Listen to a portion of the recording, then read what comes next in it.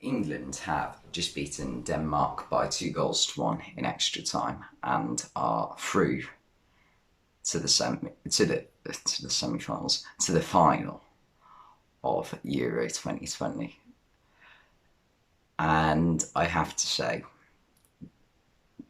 it was never a penalty. Never in a million years. Never.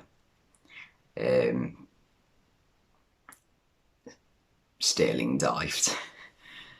I do feel for Denmark, to be fair. They well, I mean, on the basis of how the play went, we definitely deserve to go through. But um, you can't say that really because Denmark set up to defend after about the hour mark, and the penalty we got in extra time wasn't a penalty. And I thought, obviously, now the penalty's given. Kasper Schmeichel's got to do better. He's managed to save the penalty from Harry Kane, but it was a poor penalty from Kane. Let's be honest, it wasn't in the corner. Didn't have loads of power on it. Well, it had enough power on it, I guess. For Schmeichel tried to hold on to it, and it's squirted out of his hands. And he'll be absolutely gutted because outside of that, he had an absolute cracker of a game. Schmeichel, he was on fire. Um, but the free kick in England started quite well. To be fair, today, Denmark got into it as the first half went on. They got a free kick and Mikkel Damsgaard scored it. It was a hell of a strike, to be fair. It wasn't in the very top corner, but the amount of power he got on it and the way he managed to get it up and over the wall so quickly was amazing, to be fair. Absolute belter of free kick.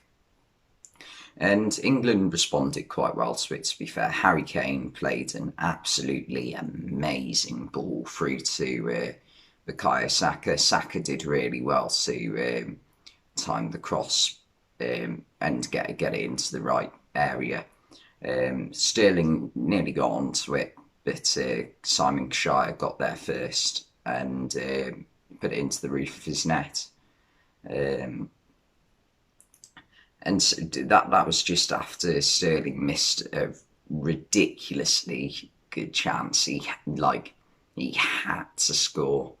90% of players score that, and he's seen as one of the best goal scorers in the Premier League. I know he didn't have a great season goal scoring wise last season, but Sterling generally, if we go off the past 4 years since Guardiola's been at City, he's been probably top 5, 6 goal scorers in the Premier League. I'd say there's only Harry Kane, Mohamed Salah, Sadio Mane, Jamie Vardy, really, that are ahead of him that I can think of off the top of my head. Sergio Aguero, obviously, as well, probably. Um, but yeah, he is usually up there, but really bad miss. He did also have another chance early on, but it was quite a tough chance, and he did well to create it for himself, to be fair. He didn't get hold of the shot. In the second half, Denmark played quite well at the start of the second. Fly. Denmark played quite well at the start of the second half, but they just ran out of gas after about 15 minutes into the second half. Um, and England from there on just found it quite easy. Jack Grealish came on with about 15 minutes to go, and from there on it was just domination. And Jordan Henderson and Phil Foden came on in extra time. That's when England really started to look really good. Denmark just sat back from that point on. That's when we got the penalty. Shouldn't never have been a penalty.